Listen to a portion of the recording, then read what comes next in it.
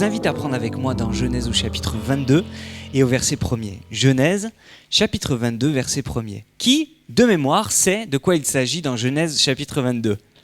Anita connaît la Bible par cœur, tout entière. Non. Est-ce que quelqu'un sait sans regarder ou sans avoir vite fait lu ? Trop tard ? Non ?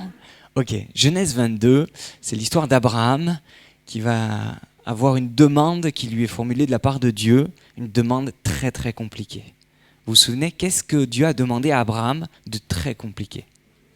Voilà, de lui donner son fils. On lit ce texte, vous êtes d'accord avec moi ? On va le lire ensemble. Et vu qu'on attaque ce texte, on va lire ce texte, je vous demande une chose. Si vous commencez à écouter ce message, parce qu'il va être enregistré aussi, ne vous arrêtez pas, écoutez-le en entier avant de vous arrêter juste à la lecture, parce qu'on pourrait faire des conclusions bien bizarres. J'ai besoin que vous entendiez au moins ce que je vais dire sur ce texte. Après, peut-être je vais développer d'autres choses, mais c'est très important. Genèse chapitre 22, verset 1er.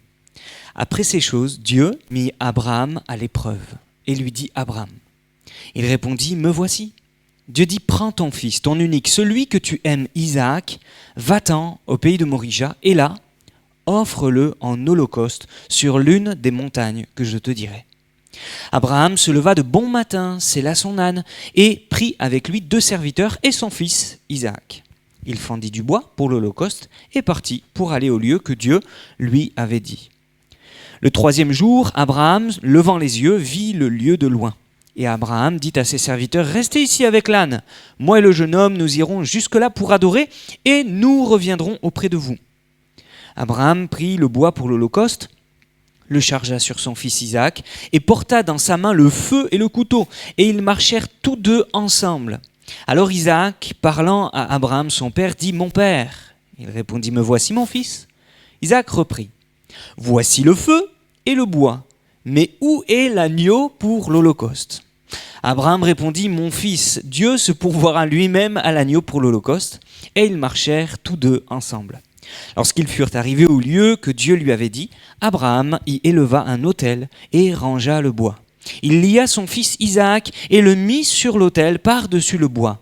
Puis Abraham étendit la main et prit le couteau pour égorger son fils. Alors l'ange de l'Éternel l'appela des cieux et dit « Abraham, Abraham !» Il répondit « Me voici ». L'ange dit « N'avance pas ta main sur l'enfant et ne lui fais rien, car je sais maintenant que tu crains Dieu et que tu ne m'as pas refusé ton fils, ton unique. » Abraham leva les yeux et vit derrière lui un bélier retenu dans un buisson par les cornes, et Abraham alla prendre le bélier et l'offrit en holocauste à la place de son fils.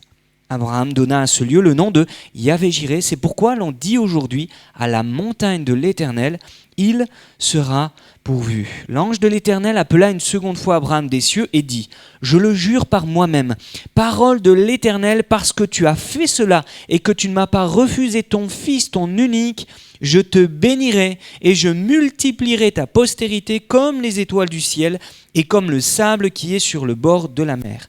Ta postérité possédera la porte de ses ennemis.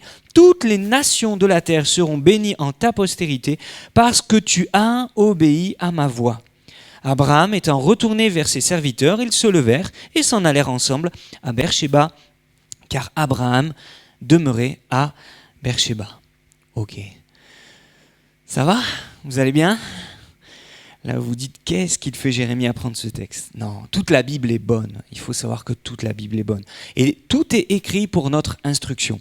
Et dans ce texte, on voit Dieu demander quelque chose de terrifiant à Abraham. Il lui dit, « Offre-moi ton fils sur l'autel. » Oh, quelque chose d'horrible. Est-ce que Dieu pourrait encore demander ça à l'un d'entre nous ?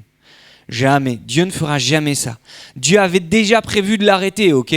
Il voulait tester Abraham, éprouver Abraham, et que nous aussi, nous puissions des milliers d'années plus tard connaître à quel point Abraham avait foi en Dieu. Et Abraham n'était pas là en train de dire, c'est pas grave, un fils de perdu, 10 de retrouvé. Abraham savait que Isaac, c'était le fils de la promesse. Abraham avait reçu cette parole de Dieu qu'il aurait une postérité par Isaac, et à ce moment-là, Isaac n'a pas d'enfant. Donc, dans le livre de Romains, dans l'épître aux Hébreux, il est écrit qu'Abraham avait la conviction que Dieu pouvait ressusciter les morts. Donc il savait que quoi qu'il arrive, Dieu était capable de ramener son fils à la vie, même si ce qu'il lui demandait lui paraissait fou, complètement fou.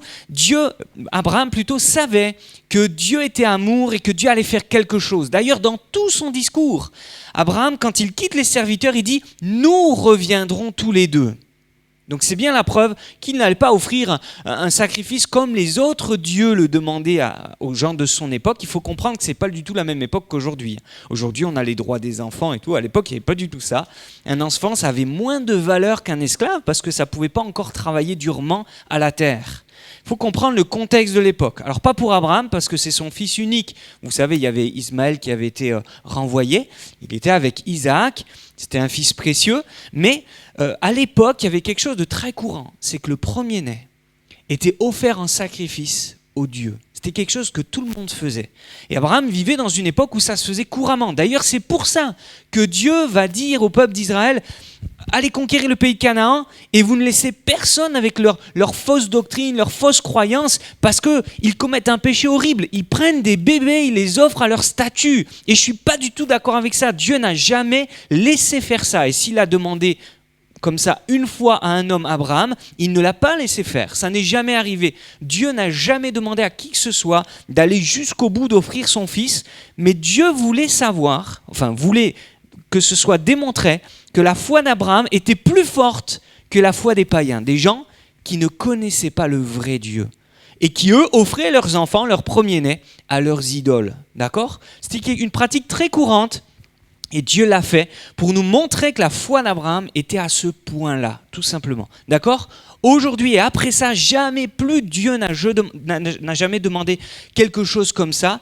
Donc n'allez pas un jour dire « je vais tuer mon fils ou ma fille ou ma femme ou mon mari parce que Dieu me l'a dit ». Bon, c'est pas Dieu qui vous a parlé, vous avez entendu une autre voix, mais c'est pas du tout Dieu qui vous a parlé, d'accord ? On est clair là-dessus ? C'est pour ça que je disais tout à l'heure, écoutez bien la suite, ne coupez pas vite fait. Voilà, qu'on raconte pas n'importe quoi. La Bible ne dit pas qu'il faut sacrifier des enfants. La Bible, au contraire, montrait par la suite que c'était quelque chose que Dieu avait en horreur, mais juste Dieu voulait qu'Abraham puisse démontrer sa foi, sa confiance et son obéissance à son Dieu. D'accord ? D'autres le faisaient pour des faux dieux. Et c'était horrible. Dieu ne l'a pas laissé faire. Il l'a arrêté. Il a dit, c'est bon. Maintenant, tu as prouvé ton attachement, ta foi, ta confiance. Et maintenant, on va aller au-delà. Et ta foi va être récompensée par l'accomplissement de mes promesses. De quoi je voudrais parler pour nous ce soir ? Je voudrais qu'on prenne un temps pour discuter, pour échanger, pour parler de ce que la Bible nous enseigne. La Bible nous dit et nous enseigne, mets ta vie sur l'autel. D'accord ? Mets ta vie sur l'autel. Si je devais donner un titre à ce partage ce soir, ça serait ça. Mets ta vie sur l'autel. Quoi que Dieu te demande, alors il ne va jamais vous demander de sacrifier qui que ce soit, hein, ok ? Sacrifice humain, ce n'est pas du tout de Dieu. Mais quoi que Dieu nous demande, faisons-lui confiance. Croyons que Dieu est bon et acceptons de mettre toute notre vie sur l'autel. Que représentait Isaac pour Abraham ? La promesse d'une descendance. Cet homme qui n'avait pas d'enfant au début, qui ne pouvait même pas en avoir parce que sa femme était stérile et qui en avait eu par un miracle de Dieu. C'était la bénédiction de Dieu. Et quand Dieu lui dit « Donne-moi Isaac », qu'est-ce qu'il est en train de lui dire ? Il lui dit « Mets ta vie sur l'autel ». Ce que tu as de plus précieux pour un homme à l'époque, en plus, avoir un fils, c'était vraiment signe de réussite. Une femme qui ne pouvait pas donner d'enfant, c'était une honte. On la mettait de côté, on en prenait une autre. D'ailleurs, on connaît un peu l'histoire avec sa femme. Et c'était vraiment important. Et ce que Dieu lui demande, c'est « mets ta vie sur l'autel ». Même si ça te paraît hors des plans, même si ça te paraît remettre en question tous tes projets personnels, mets ta vie sur l'autel. Et parce qu'Abraham a accepté de mettre ce qu'il avait de plus cher sur l'autel et de l'offrir à Dieu, Dieu l'a récompensé et il lui a donné bien plus que ce qu'il aurait pu imaginer et obtenir par lui-même. D'accord ? Donc ce soir, on va prendre 2-3 personnages de la Bible pour voir que Dieu nous demande, dans toute la Bible, dans toutes les époques de la Bible, de mettre notre vie sur l'autel. Prenez Jean, chapitre 3 et verset 1. Jean 3, 1.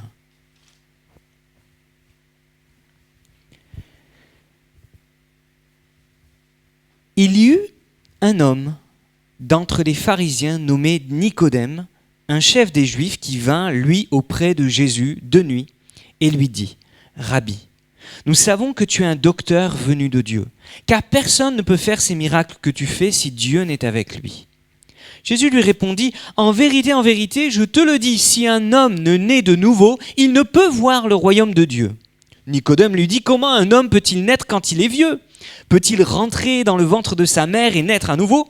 Jésus répondit : en vérité, je te le dis, si un homme ne naît d'eau et d'esprit, il ne peut entrer dans le royaume de Dieu. Ce qui est né de la chair est chair, ce qui est né de l'esprit est esprit.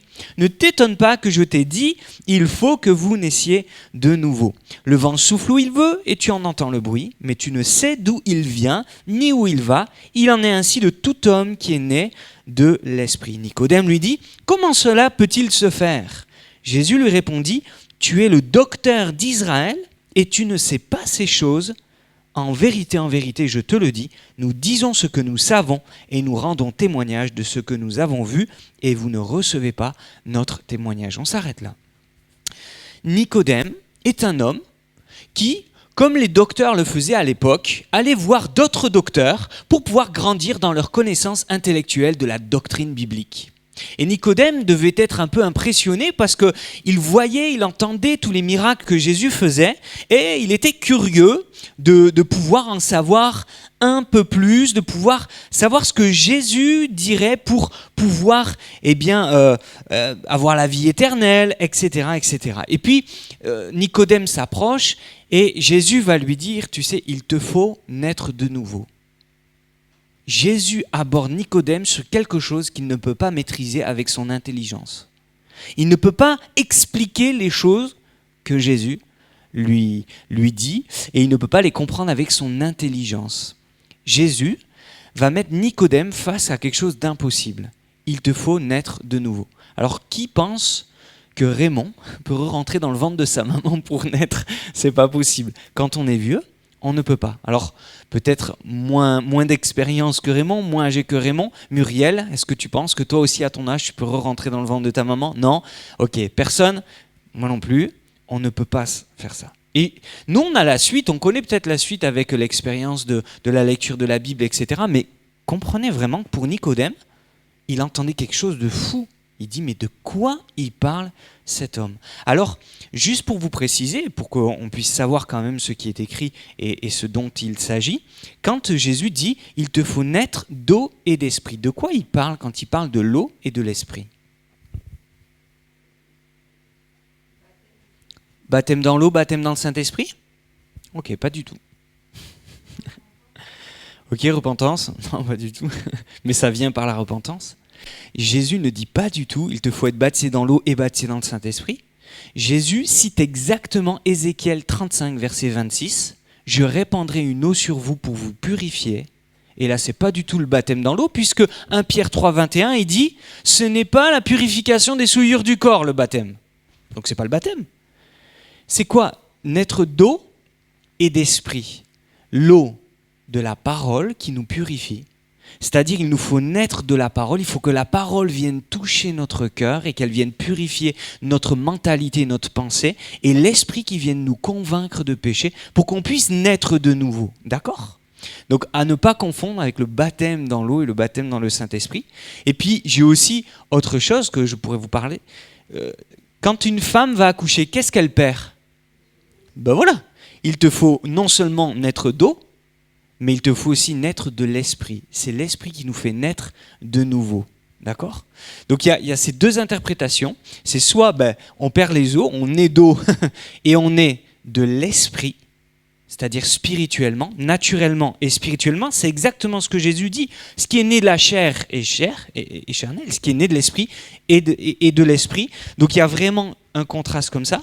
Ou alors, tout simplement, l'eau de la parole et l'esprit que Dieu met en nous. Prenez-le avec moi. Ézéchiel, chapitre 36, verset 25. Vous savez que Jésus n'a jamais parlé de lui-même. Il le dira.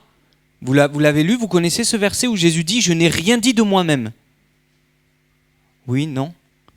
Oui, il y en a qui le savent. Tu le sais, Christine? Oui. Jésus l'a dit. Il a dit « Je ne dis rien de moi-même ». Alors ça veut dire quoi? Que Jésus n'a jamais rien dit qui n'était pas déjà écrit dans la Bible. C'est ça que ça veut dire. Jésus n'a fait que citer la Bible. Quand il est face à Satan, il cite Deutéronome.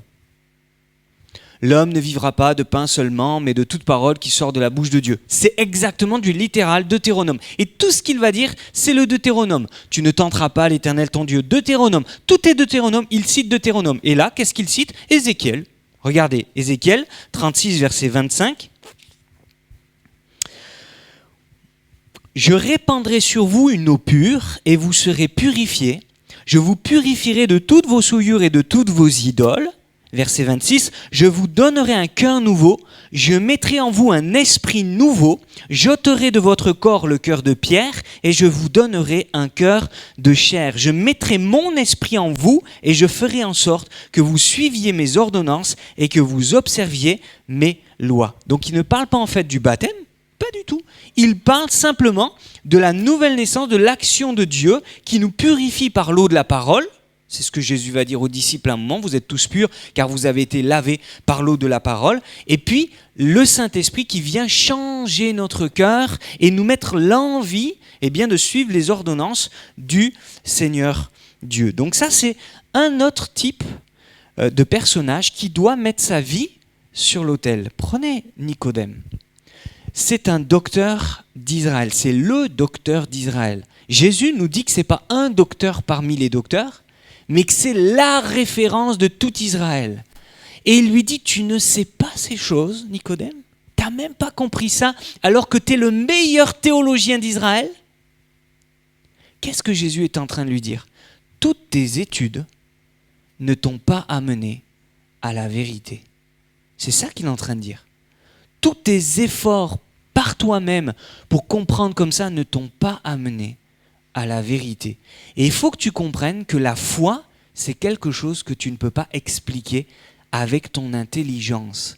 Il faut que tu mettes ta vie, tous tes diplômes, tout ce que tu as sur l'autel. Tu l'offres à Dieu. Et c'est Dieu qui peut te sauver.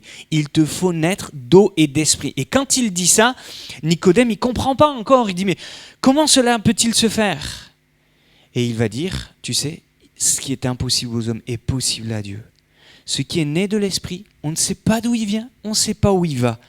Tu ne peux pas maîtriser les choses de Dieu.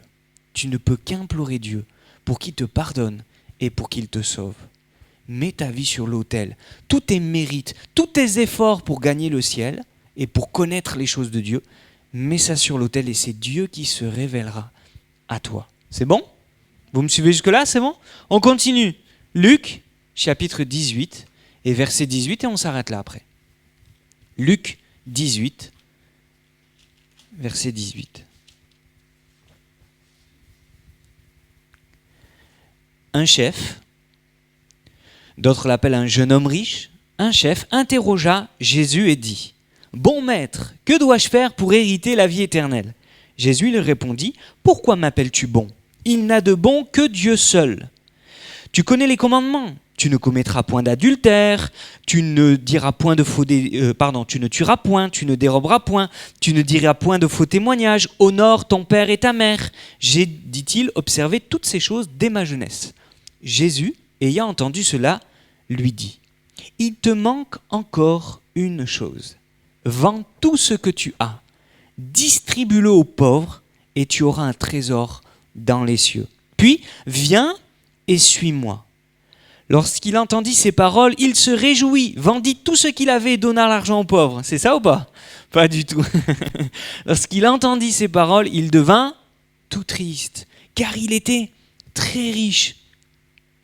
Jésus, voyant qu'il était devenu tout triste, dit qu'il est difficile à ceux qui ont des richesses d'entrer dans le royaume de Dieu, car il est plus facile à un chameau de passer par le trou d'une aiguille qu'à un riche pour rentrer dans le royaume de Dieu.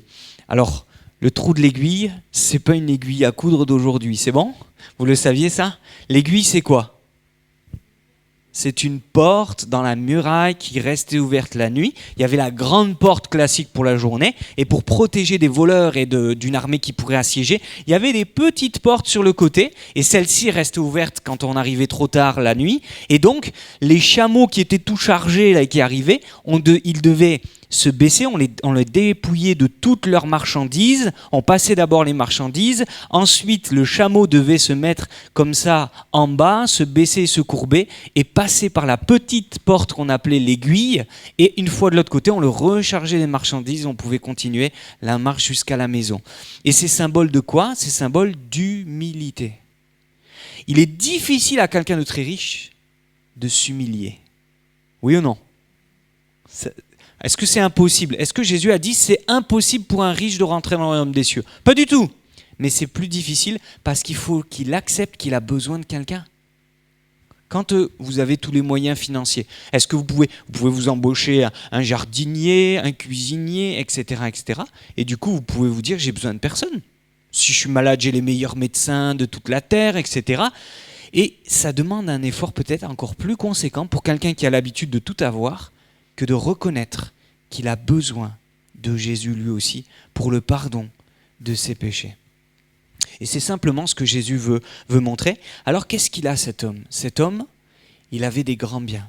Il était riche. Et quand Jésus lui dit « Tu as observé tout ça, formidable, hein, je vais te montrer quelque chose maintenant. Une chose, allez, vends tout ce que tu as et l'argent que tu récupères, tu le donnes aux pauvres et maintenant tu me suis. » En fait, est-ce que Jésus était en train de dire qu'il ne faut pas de riches sur la terre ? Est-ce que Jésus a dit que c'est mal d'être riche, que c'est mal d'avoir de l'argent, de réussir financièrement, etc. Est-ce que c'est ça ? Pas du tout.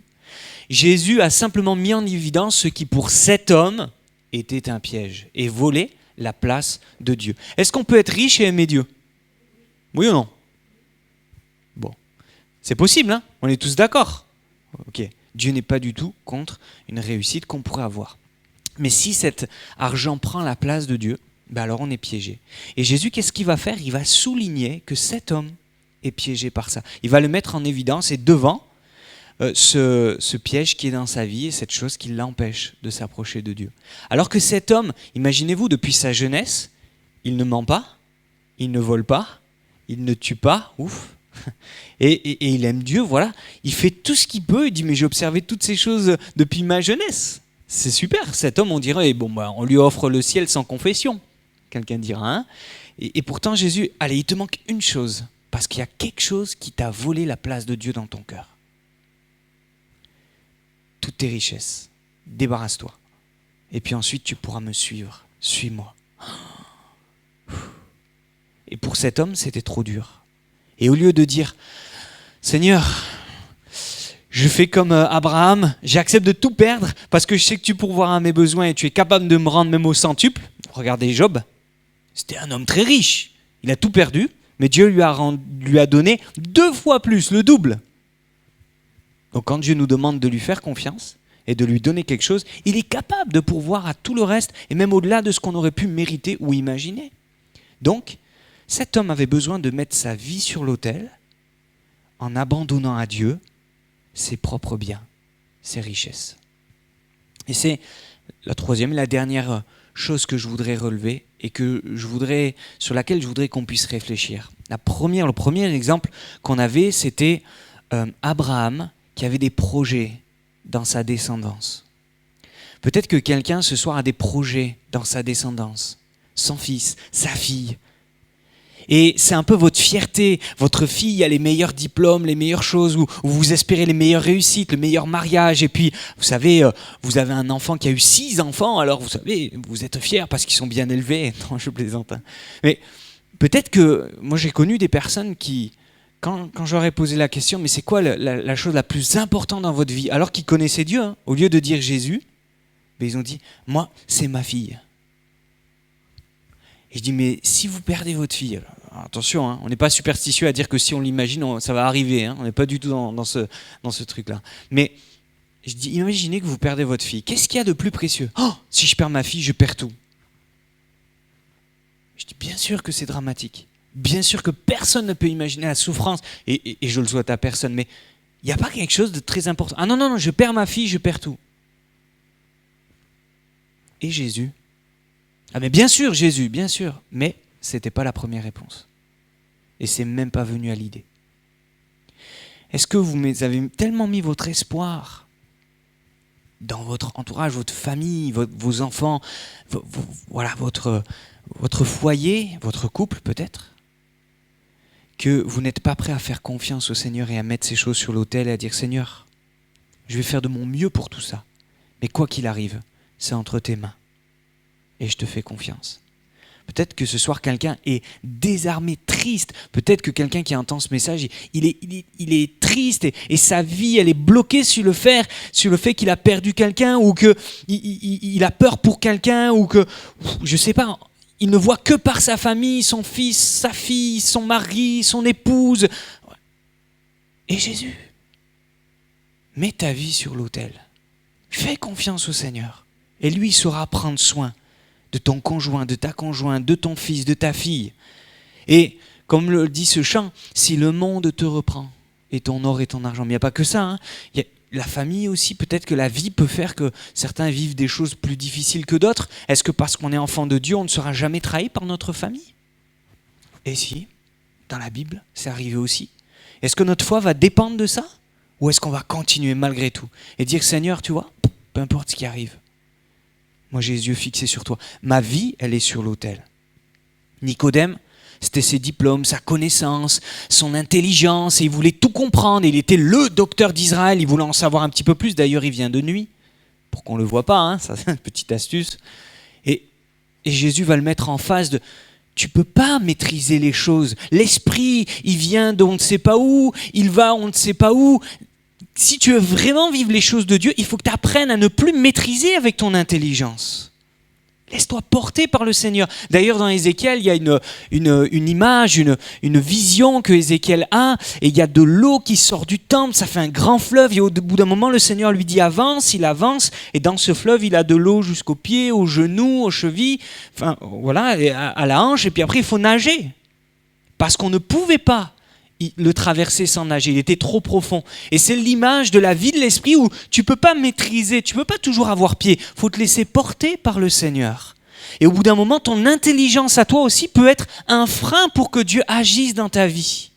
Quand on veut tout maîtriser, que le planning soit super bien maîtrisé, que le chantre, il soit là. Et les musiciens et la sono et tout ça, et on veut que tout soit parfait, et si ça y est plus, oh là là, bah c'est fini, le culte il va pas être bon, la réunion va pas être bonne, on peut rien vivre, voilà, on arrête tout.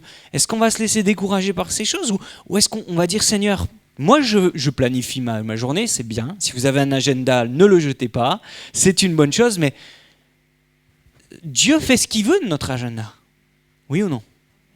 Ça vous est arrivé d'avoir des moments où vous pensiez faire ça et puis finalement le Seigneur a fait que ça a été autrement? Oui ou non? Eh oui, tous les jours. Oui, bah oui. C'est vrai que c'est tellement souvent que les choses ne se passent pas comme on les aura imaginées. L'important, c'est pas de se laisser piéger par les occupations de ce monde, mais garder du temps avec le Seigneur. Vous savez, ma femme et mes enfants, ils sont partis en colonie. Alors là, j'ai quelques jours où je suis tout seul à la maison. Et je suis tout seul comme un grand. Ça fait des années que ça ne m'est pas arrivé. J'ai 6 enfants. Donc 6 enfants, ça prend un peu de place et ça fait un peu de bruit. Et là, j'ai du temps. Et des fois, je suis comme à culpabiliser de rien faire.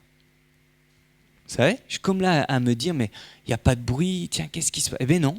Il faut apprendre à dire, mais Seigneur, je suis là. Il n'y a pas de bruit. Ben, c'est très bien. C'est très bien. Seigneur, je prends la Bible. Ou juste, je me tais, j'écoute. Je prie, je parle, je profite du Seigneur. C'est bien ou pas ça? Je commence à apprécier, faut pas trop parce qu'après ils vont revenir. Il me manque beaucoup, mais voilà, c'est Seigneur, je vais arrêter de maîtriser tout.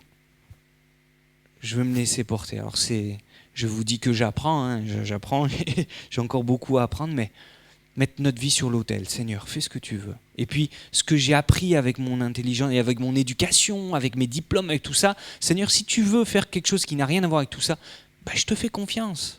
La foi, c'est illogique. Un homme né d'une vierge, déjà rien que là, c'est pas possible, et qui fait des miracles, c'est encore moins possible, et puis qui en plus meurt pour moi il y a 2000 ans, c'est pas possible, qui existe encore aujourd'hui parce qu'il est ressuscité, c'est toujours pas possible, et puis Jésus qui reviendra, c'est pas possible. Toute la Bible n'est pas possible. Dès le début, au commencement, Dieu créa la terre. Ben non, c'est pas possible. Donc Dieu, il fait jamais les choses avec le possible. Il est là, il est, point. Il dit je suis. Pas j'étais où je serai, je suis. Et il est tout le temps je suis. Donc voilà.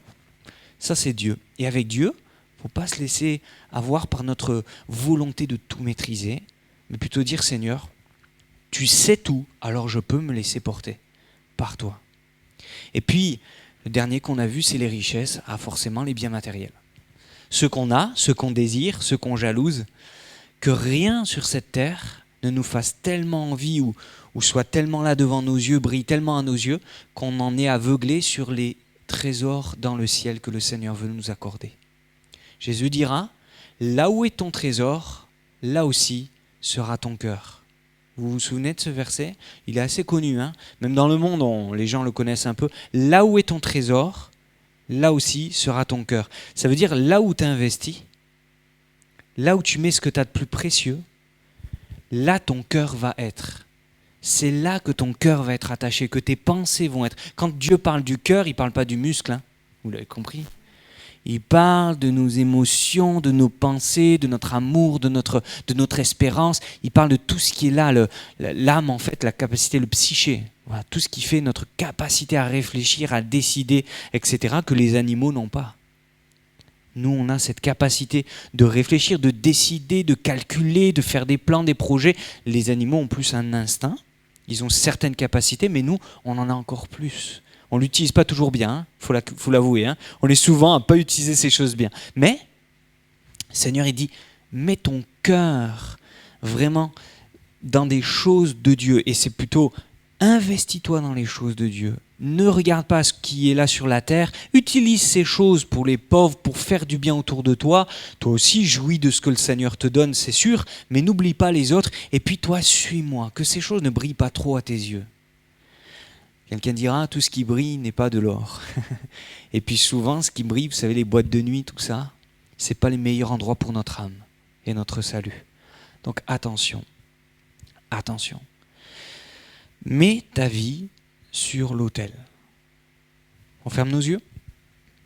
Seigneur, nous voulons fermer nos yeux sur les choses de ce monde et ouvrir nos yeux sur ton enseignement et sur les choses célestes et de ta parole. Nous voulons considérer ce soir que tu nous demandes parfois de perdre, de renoncer ou en tout cas de te confier ce que nous avons de très cher, de très précieux. Est-ce que c'est notre famille, notre foyer, notre entourage qui est tellement précieux que ça nous vole ou ça pourrait nous voler? Eh bien, les trésors que tu voudrais nous donner, trésors célestes et éternels. Apprends-nous à ne pas regarder les êtres humains autour de nous, même s'ils sont chers à notre cœur, comme plus précieux que toi. Et aide-nous à mettre tout ça sur l'autel, mon foyer, mon couple, mes enfants. Ils sont sur l'autel, Seigneur, et je suis chanceux de n'avoir perdu personne de mon foyer. Mais Seigneur, je sais qu'au-delà de tout ce que j'ai pu faire comme relation sur la terre, le plus important, c'est ma relation avec toi. Abraham l'avait compris. Il croyait que tu pouvais ressusciter son fils et que si tu lui demandais quelque chose d'aussi dur, tu avais derrière des projets incroyables. Et tu as prouvé, Seigneur, ton amour en l'arrêtant. Juste la preuve de son amour, de son affection, de son obéissance envers toi. Et tu l'as arrêté et tu lui as donné un bélier pour pourvoir au sacrifice. Seigneur, que ce soit peut-être aussi notre intelligence, notre cerveau, notre capacité à comprendre, à maîtriser, certains ont plus de compétences que d'autres. Apprends-nous à ne pas compter sur notre expérience et nos compétences, mais à nous appuyer sur toi. Là encore, tu nous mets au défi de mettre toutes ces choses sur l'autel et de mettre en pratique ta parole avec confiance, même si ça paraît illogique, mais à croire que derrière tout ça, il y a de bonnes choses, il y a la vie éternelle. Encore pareil pour cet homme riche, ce chef, qui s'est laissé piéger par ses biens au point qu'il est parti tout triste. Seigneur, nous voulons nous faire le choix de te remettre tout ce qui nous appartient et dire, Seigneur, tout est à toi. On te donne tout et utilise-le comme tu le voudras, Seigneur. Pardon pour les fois où on a retenu notre main, au lieu de donner aux pauvres, au lieu de te donner à toi, au lieu de s'encourager les uns les autres. Aide-nous à le faire, car nous savons que nous ne manquerons de rien si nous savons te remettre toutes choses à toi. Que ton nom soit glorifié. Aide-nous vraiment à mettre notre vie sur l'autel, à te l'offrir en sacrifice et que ce soit une bonne odeur pour toi. L'odeur de notre foi, l'odeur de notre confiance et tout ça dans la joie, Seigneur. Merci pour tout. Amen. Amen. Merci, Seigneur. Gloire à Dieu. Est-ce que quelqu'un avait une question, une suggestion, témoignage, quelque chose à partager? Non? Ça va? Ça vous a parlé? Chacun reprend ses choses. Donc je vous redonne juste les textes. Genèse 22, Jean 3 et Luc 18, 18. C'est bon? Genèse 22, Jean 3, 1, Genèse 22, 1, Jean 3, 1 et Luc 18, 18. Et vous avez ces trois personnages qui vous aideront à vous rappeler, tiens, Seigneur, aide-moi à mettre ma vie sur l'autel. On aurait pu prendre plein d'autres témoignages, mais l'heure est arrivée. On a passé 1 heure ensemble avec le Seigneur. Que ça puisse porter du fruit, c'est ça le plus important. Que Dieu vous bénisse à tous et à toutes. La jeunesse samedi midi, on a prévu de pouvoir manger un barbecue auprès du lac, de profiter entre jeunes. Et après dimanche matin, bien sûr, le culte à 10h. Voilà. Que Dieu vous bénisse à tous. À bientôt.